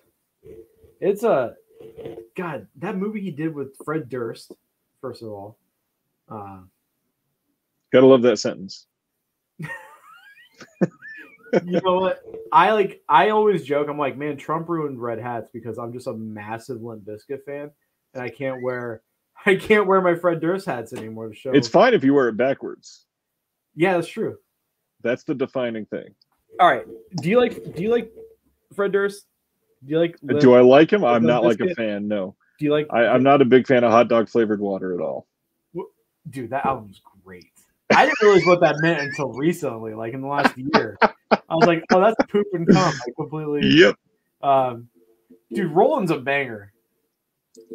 I mean, yes, in '99 it was, but it's 2021. It still rocks. God. I feel like the movie evolution of Limp Bizkit is the Fast and the Furious movies. Like that is the film equivalent of that band. And I love it. I love every second of it. It's the same thing because I've never seen, I don't even know if I watched all of Tokyo Drift, but I watched the first 2 and I just gave up. Ryan, what? Dude, they're some of the best movies ever. But family is not very important to me.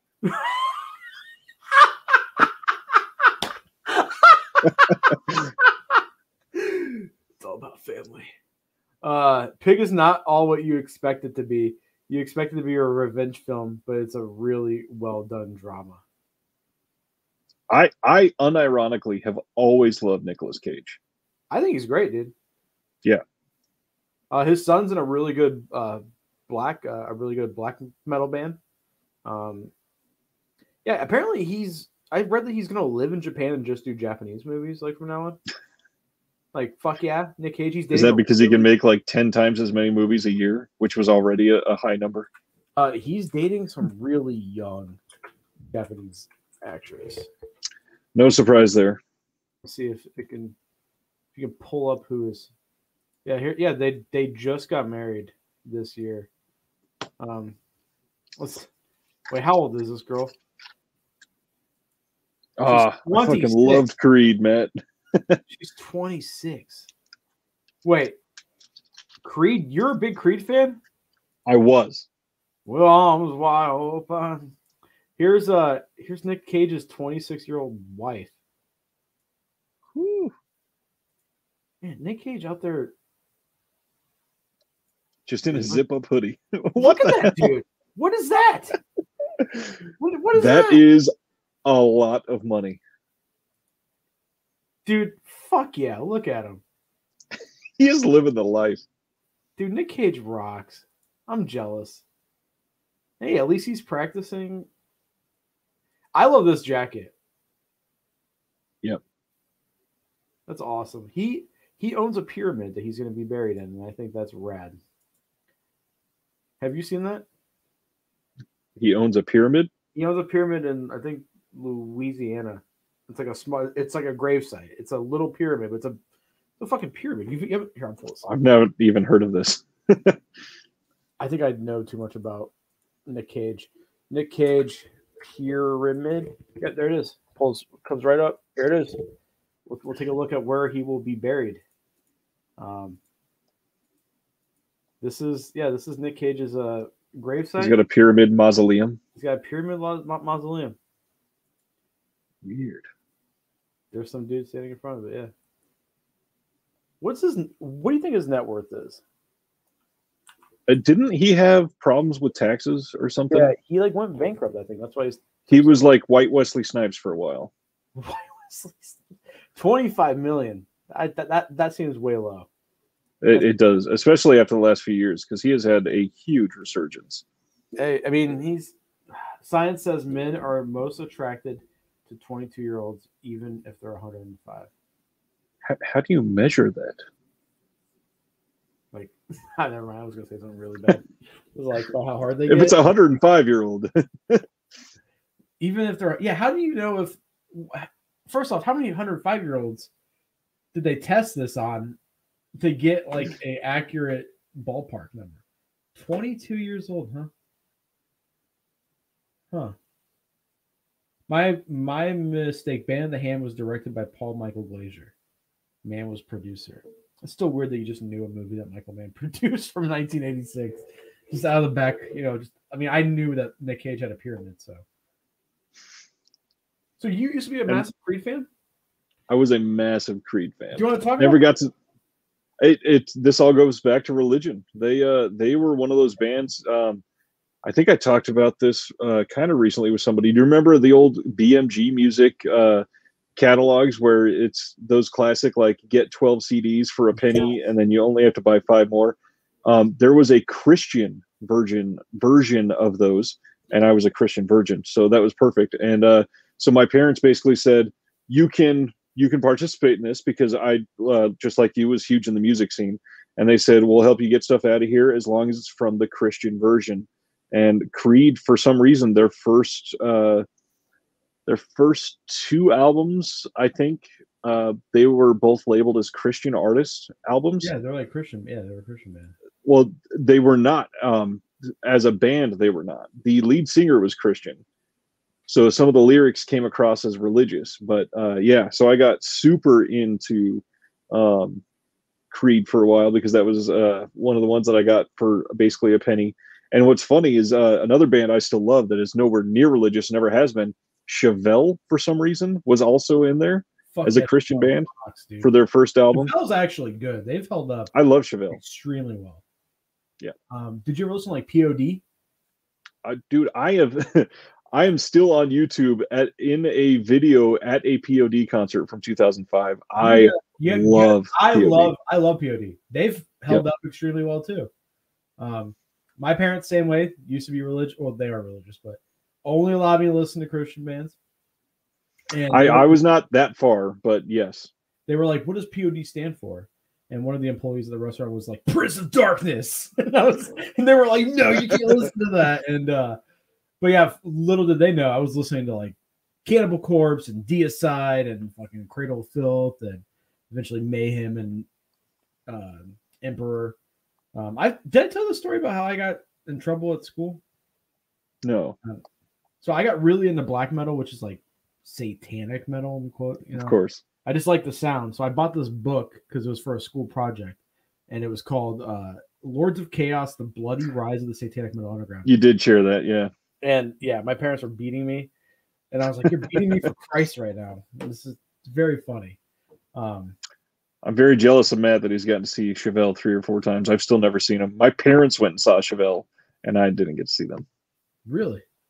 Your parents saw Chevelle? Back in like 2004 or 5. Are your parents still like really religious? No, my dad never was. My mom, she put on a face. She never really was. But because I was the oldest and I was the golden child, I felt like I had to be perfect. So I was immersed in it like crazy. For me, Christian bands when I was growing up was like Norma Jean, Under Oath, like good fucking metal bands. I still love both of them. I've been to a Norma Jean concert where I got tear gassed. Wait, you like Norma Jean? I adore Norma Jean. Yeah. Oh my God, Ryan. I've seen Under Oath. I saw Under Oath just a couple of years ago. I love Under Oath. I've seen Under Oath like 10 times. I think those two bands have not put out a bad album. Like, I don't think Norma Jean has. They're my favorite, one of my favorite bands of all time. I adore Norma Jean, and the original vocalist. Everything he's done has been great too. I love Josh Scogin. Dude, God, I didn't know we had this similarity here. Do you like August Burns Red? In 2005, Yes. I accidentally saw August Burns Red 5 times because they were playing on every tour that I went through that year. But I love August Burns Red. I've seen them 4 times since I've been to Kansas City. Yeah, that's I still like August Burns Red. That's fucking awesome. Did you ever hear the band Project 86? No. I have been. I love Project 86 so much. I have a tattoo from them on my back, and I'm in one of their music videos, and I've hosted their lead singer. I was just friends with him. Had him perform as a speaker at my church. That's awesome. You know the band Showbread?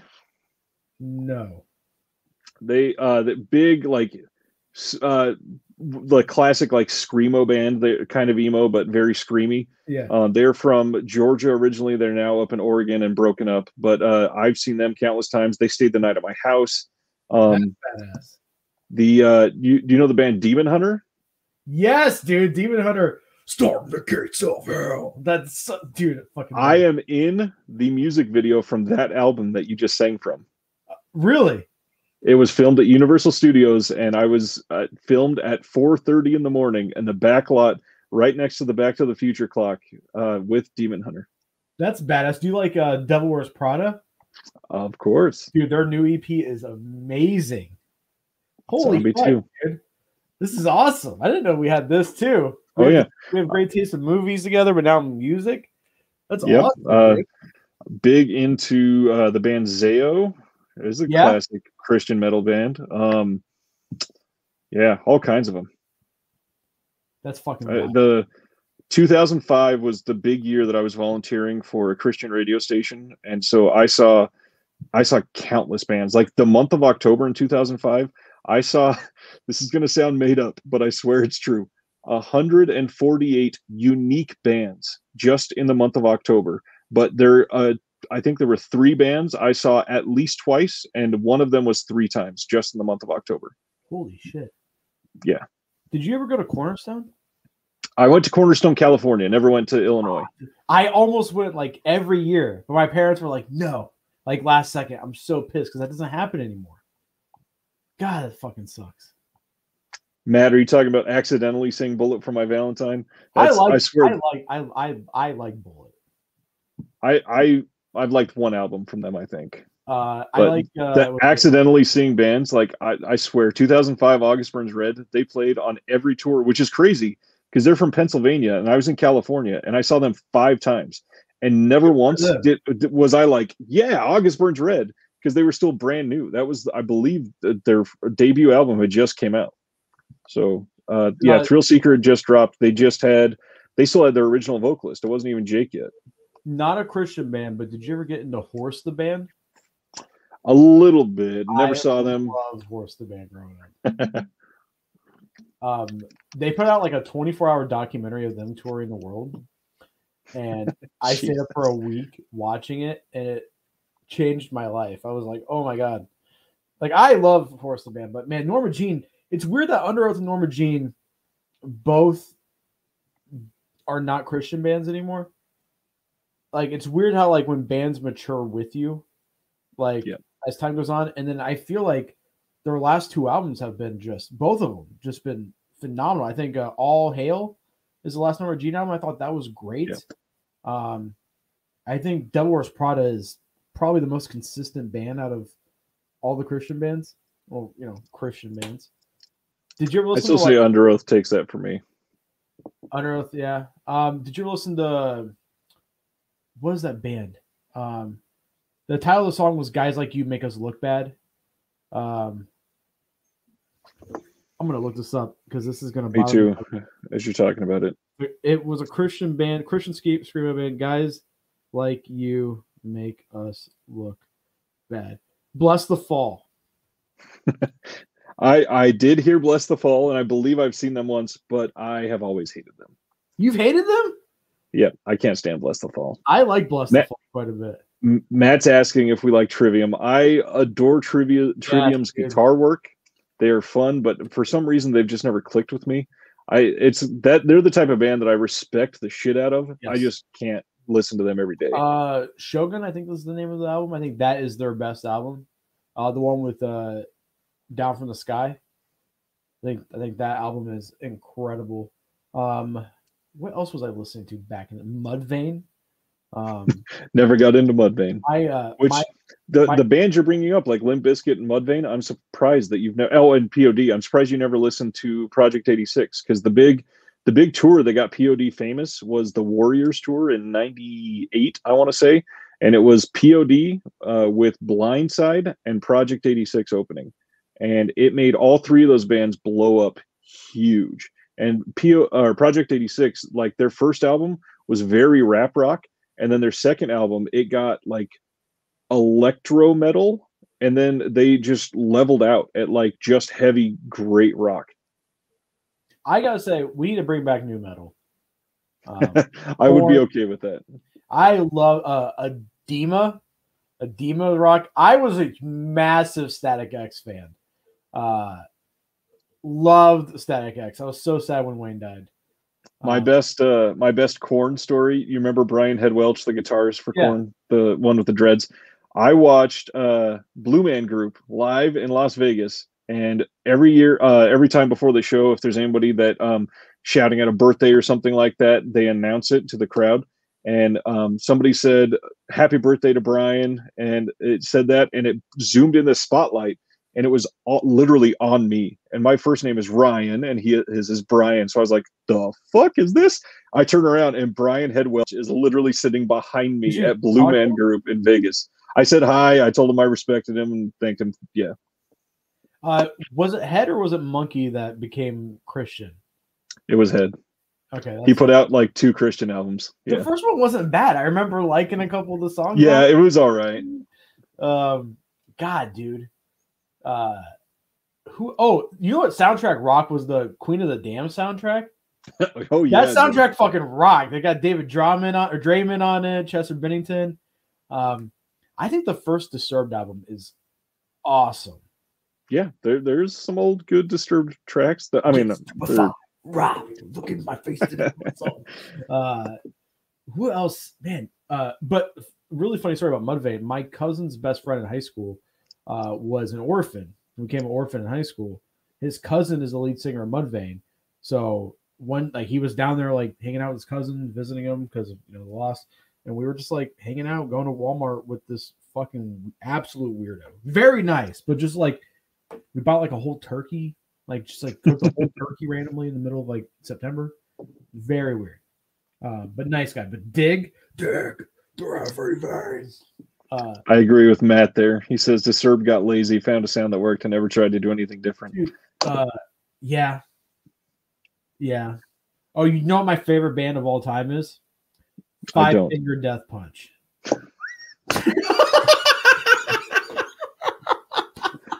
See, and that is a perfect segue to say, like, I adore Norma Jean. I've seen them, I think, 4 or 5 times, and the only thing that I don't have a problem necessarily, but their lead singer has gotten a little awkward on social media over the last few years. Said some things that are very, Corey Brandon said some things that are very far right and awkward, and been forced to delete things. Well, that's fucking. I'm gonna just. Boop, boop, it's erased from my mind. They're still. And I do my best to try to separate the artist from the art as much as I possibly can. But for somebody that, I don't know, for somebody that I grew up with essentially and listening to them and not necessarily believing in them or anything, but having a shared ideology, to see somebody go down that path and I don't agree with them at all. I remember I had a shirt from them, and it was them burning the Confederate flag. Yep. And I remember wearing that at school, and people being like, "Take that fuck." I got in trouble for wearing a Slayer shirt one time because I didn't realize it had like an SS eagle on it. You know what I'm talking about? I was just like, I fucking love Slayer, and they were like, "Yo," I'm like, "Dude, God Hates Us All. That's a great album." Came out the same day as the fucking World Trade Center fell. And that's why POD got big, is because their song Alive, it dropped, the album came out on 9/11.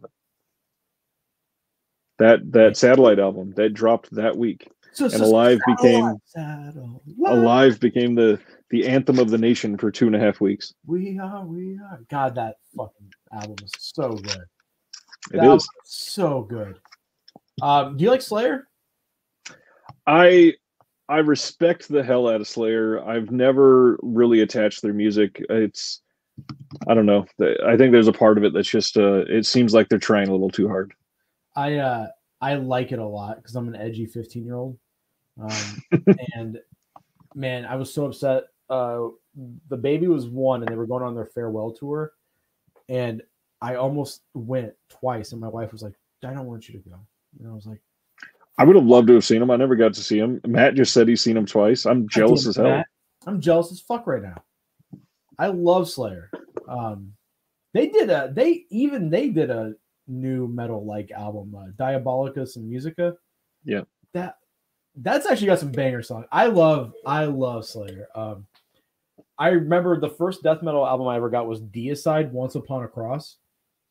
And it's the one where it's like artwork of like a drape over Jesus and there's like blood where the stigmata's at or something. Yeah. And I got it at a garage sale across the street from my parents' house of a Korean family who lived there that didn't speak English. And I went over there just to see what they had. And he's like, you buy this? It's very heavy, scary music. And so I bought that, Sepultura's Roots, and a couple other, Typo Negative. Typo Negative. A couple of their albums. And I remember coming home and being like, I have to hide this from my parents because my mom would flip out if she saw What's Up on the Cross. That shit's awesome.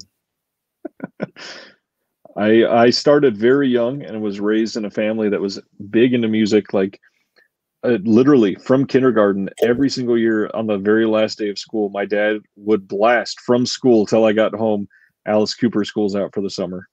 And like 4 years old, I literally still remember my first concert memory. My dad took me with someone else, and it's only because he couldn't find a babysitter because he was a piece of shit at the time. My dad took me to the Great Western Forum in Los Angeles. The opening artist, and this is 91, opening artist was Lenny Kravitz, up and coming. Nobody knew who he was yet.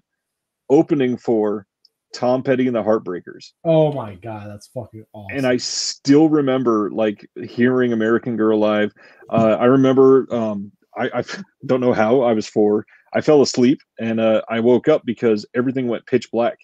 And I was like, whoa, what the hell? There was just all kinds of lights. And I look up and there's this little spotlight on the stage. And Tom Petty is leaning over and there's like this big pirate's treasure chest. And he lifts it up. And when he lifts it up, there's pouring light out of the chest onto him and the rest of the arena. And he reaches in and picks up his signature hat and puts it on and just starts playing. I was like, dude, that was so badass. I fell asleep at Aerosmith in 4th grade. My parents took me. I think they're terrible, but whatever. And I was just like, Steven Tyler's also a piece of shit. Is he really? Yeah. Steven Tyler PJs. That's all I remember of son-in-law. Steven Tyler PJs. So my dad growing up he's a big music fan. He's a classic rock fan. He's had the same Grateful Dead sticker on the oven at the restaurant since we opened. So for 30 years, the sticker's older than me. But his all-time favorite band is Bob Seger and the Heartbreakers. All-time favorite. And that's one of my all-time favorite artists too. I like those, so many memories to those songs. But Bob Seger for me is, God, that's just like, I hear some songs, I just get emotional. Just thinking of like, you know, like me and my dad. So my dad was married before my mom. And he has two sons. And I met them the first time when I was little. And we drove out to Colorado, me and him. And we listened to nothing but Bob Seger all the way there and back, 13 hours. And that's a lot of Seger. Dude, there's a lot of Seger out there, dude. I love it. And then we saw him in 2019. We went and saw him in concert. Wow. My mom, my dad, and me, and then my 2 cousins that are a little older. And it was, I mean, for a 110-year-old man, he put on a great show. It sounded pretty good, but it was just cool to finally see Bob Seger with my dad, because my dad's a diehard, lifelong fan of him.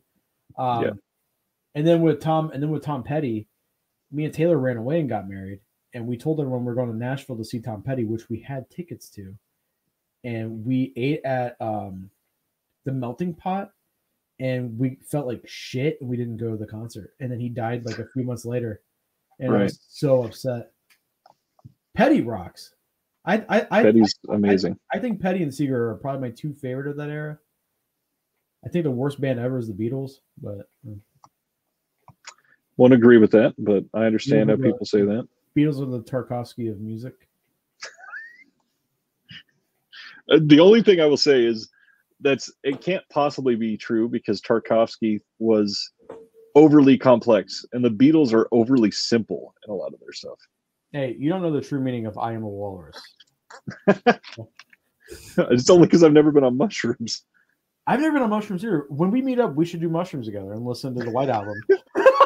And live stream it. I've just never had any drug. Beatles high. Wow. You want to do it? Let's do it. I would consider it. Well, that's good enough for me, man. As long as my wife isn't watching, I'd consider it. Well, let's have her do mushrooms with us too. Oh God. Let's actually just thanks. roast all of our kids too. Let's just bring everybody, the whole family. I could not imagine 3-year-olds on mushrooms just fucking spazzing out. So it's just a normal day. Oh man, mine was what was she freaking out about today? She wanted to watch do you guys have Cocomelon? Do you guys play Cocomelon or we have the worst thing here because my 4-year-old memorizes everything in episodes of Cocomelon and knows what's coming to the inflection of the voice. My daughter. So he will literally go, ha ha, with it. And I'm like, how the fuck do you know that he's ha-haing and not ha-ha? And it's ridiculous. That's awesome, though. I mean, as long as they're happy, they're watching something that they like. Exactly. She's obsessed with just playing. Like, she likes Powerpuff Girls, but I made the mistake of buying her a set. It's all the Powerpuff Girls plus Mojo Jojo. And she makes my wife sit in her little princess castle. And all they do is just go.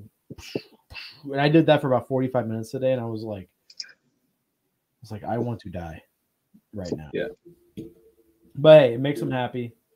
Sacrifices. Exactly. You know. Bonding. Yeah. It was pretty cute. She was like, come on, Daddy, let's go play Powerpuff Girls. And I was like, but she plays Powerpuff Girls at anything. Chalk, remote controls. Like she thinks she's Blossom. She goes, I'm Blossom. And who she is changes on what she's into that day. So sometimes she's Peppa Pig. She'll go, I'm Peppa Pig, you're Daddy Pig, your Mommy Pig. So I can't wait till she's like 5 so I can watch like Itchy the Killer with her, like really bond. Just the tame stuff. Ricky-O. How funny would it be if they're like kindergarten? She's like, my favorite movie is Ricky-O. Teacher looks that up and she's like, what the fuck? Child Protective Services, you need to get in here now.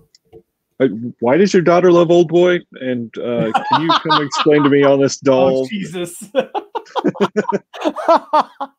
Oh, man. Yeah, I can't wait till I can watch actual good shit around her. I'm glad I'm finally getting there with some of these. Like my 6-year-old's finally started to watch stuff like Little Giants that I grew up on. Showing him even a couple of Marvel movies. Showed him a Spider-Man movie because it's the tamest ones. Yeah, nothing crazy, but we were watching Magical Knight Rare, which is a anime. It's a little bit mature, but it was in Japanese with the English subs, and it's just basically like a magical girl anime. It's color coded. They change into superheroes. Right. But it's really good. It's like legitimately a good show. So she was hooked on that, and I got to watch all of it with her, which was a huge pleasure. I was like, all right, sweet. I have an excuse to watch this 75-episode show. And she loved it. So, but like, what age do you show your kid the stuff that we like? Like, what age do we like, all right, honey, we're at Dimajin. Well, how old were you when you saw your first movie that was probably past your age when you should have seen it? Really young. Like I was too. I I don't remember, but supposedly I had a babysitter when I was 4 years old. Show me Child's Play. Don't remember it at all. When I was 6, my birth mother was a drug addict and not a good person at that time. And when I was 6, she showed me Carrie. I didn't know what like a period was, so the opening scenes fucked me up. I was like, why is she covered in blood and all that? Oh man. Yeah, that was an interesting one. And then the big one that got me probably into the genre, I was shown Halloween when I was 8 years old, and I will never forget it because my dad told me right now, like, I will give you $50 to run to our backyard and touch the back fence and run back. And I was like holding still, not moving my muscle. Nope, can't do it. And I didn't have nightmares or anything, but I was just awakened. And the next year I followed that up. Like I watched the whole Omen trilogy that was out then. I was into it. And I think really it's got to be a case by case basis because there's some kids like if they're so immature that they've never had a toy gun or something like that, it's going to be a bit different if they don't know the difference between pretend play and. I grew up at the pizza place. We had a room in the back, little VHS player, and there was the grocery store. Literally, if you walk out the back door of the restaurant, about 10 steps, and you were in the parking lot for this grocery store. It's family-owned grocery store. My family and their family were friends. There was a video rental area there, and my parents had a tab, so I would just go in and be like, hey, I'm gonna rent this movie, and no one ever was like, okay, you can't watch that. But like Terminator 2 at a young age blew my mind, still blows my mind. That movie's incredible. But like all of the employees, like all the skater kids that used to work at the restaurant, they just give me movies and video games all the time that I should be watching or playing. I remember my mom was like, don't see Exorcist. She was like, whatever you do, don't see Exorcist, which made me see The Exorcist. And I thought it was hilarious. I was like, this is the funniest movie. But then Hellraiser fucked me up. My mom saw the remaster of Exorcist when they came out with the upside down crawling down the stairs scene in the late 90s or early 2000s, whatever. Not in the and I think that's only in the director's cut. Okay. So that came out and she saw it for the first time since theaters, I think. And it scared her so much. And she was so immersed in religion at the time that she took the movie out of the player, put it in its case, and took it in our backyard and put it in the tree. Swear to God. In the tree? In the tree, because that was getting the Satan out of our house. Where's it at now? Is it still in the tree? Oh, fuck if I know. You should go back. My mom is now insane, and or stepmom. I do like Asian movie enthusiast answer there. Have you seen Dolls? He says his first one was Dolls, the Dolls. Stuart Gordon movie. No, I haven't seen Dolls. Let me see this. Dolls is amazing. It has a very iconic poster. It is it appears to have inspired the Real Monsters character. This was your first movie, Eric? That like you should have watched? That's a great one. Dolls is so good. It's got a Scream Factory release that's out of print. Oh, okay. Well, let's go and wrap it up. And again, almost 2 hours, and half of it was talking about Norma Jean. Yes. And our love of Limp Bizkit. Dude, we were at Electric Forest one year, right? And my friend had died while we were not at the forest. He died in another state. I get the call, hey, Randy's dead. And, I love how you just say that. Yeah, we were there, and then my friend died. Because I wanted to leave early because I was upset. I was like, right. And so we were leaving the last day, but it was like a 7-hour drive, and we left at like midnight. And I was so tired, didn't get any sleep. And the only thing that kept me awake while everyone else was sleeping in the car was full blast chocolate starfish and the hot dog flavored water all the way home. And it is me just being like, I'm like, wake the fuck up. I'm like, yeah, come on. We're almost there. Yeah. Wow. God bless Fred Durst. As we wrap up, I'll throw out again 2 nights from now, Thursday night at I believe it's going to be at 8 p.m. Central. I'm going to have the guy that is behind Gold Ninja Video on my channel. We're going to be talking about his Indiegogo that's going on right now. Probably be on for at least an hour doing that live. If you got questions, come hang out. Yeah, and make sure you subscribe to Ryan. Next week, what do you want to do next week? Do you want to do top 10 favorite movies of all time? Ooh. That'll be tough. We'll get back to it. That's a maybe. I will be reviewing this on my channel, doing an unboxing and a review probably the next day or two. And I'm excited. I can't wait. I mean, I've already watched these, so I'm just going to be doing the bonus features. But weird that they put the movies already up on the Arrow player, like a month before. They were up early, right? They were up on like June 1st. Yeah, like really early, which was very strange. But yeah, I can't wait to dive into the book. It's 120 pages, so it's gonna take me a minute to read all that. Yeah. I don't know how to read, so it's gonna be really hard. And we'll be back next week with either we're just gonna shoot the shit or we're gonna do top 10 favorite. Or how about top 10 favorite movies we own? Top 10 favorite metalcore bands. Okay. I'm just kidding. Bring Me the Horizon's first couple albums.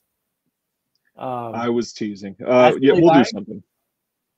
Never been into him. You don't like Tim LaBias, the guy who tried to murder Lambesis? Yeah. Dude, I love that he's just like out and everyone's just like, yeah, dude. Fuck yeah. He's like the John Jones of metalcore. Like I just don't get it. It's like, all right, dude. Cool. What was his Austrian Death Machine? That was awesome. I love Austrian Death Machine. That was a fun project. Man, I need to go listen to some new music. Do you have any new bands that you're listening to? Bill Murray. Bill Murray. If you haven't listened to Bill Murray, I'm also real big into Dance Gavin Dance right now. Awesome. And I'm listening to Dayseeker. Have you heard of Dayseeker? Yeah, Dayseeker's good. Sleep Talk, amazing song. If you've never listened to him, which knowing you probably have because I hope we've talked about already, but one of the original singer for Under Oath, his original band, Maylene and the Sons of Disaster. Yeah. I fucking love them. I've seen them so many times. I sang with Dallas Taylor. He was the lead singer of Maylene at an outdoor show at a RV park that they were free to do whatever they wanted. We had a guitarist jump down off the stage and play 3 songs in a tree. They took out a light bulb and shattered it on top of the crowd. The Dallas walked across everybody's backs and gave me the microphone to sing while they were doing that. That was amazing. Real sad what happened to him. No, they were not. What happened to him?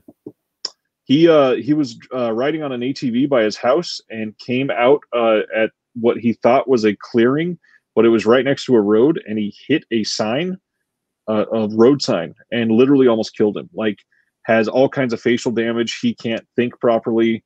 He's messed up. He'll never be able to perform again. That happened like 2015. River is amazing though. I love that song.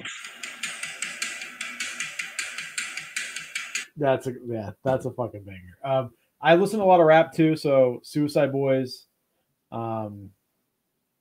mainly just Suicide Boys. City Morgue, they're great. They mix like metal and rap together in a pretty unique way. And then I've been listening to heavier stuff like Lorna Shore lately, A Night in Texas. Strangely, my daughter likes the new Lorna Shore song. Slaughtered to Prevail is a great band too. Baba Yaga is a great song. But yeah, we'll see you guys next week. Thanks for hanging out, everybody.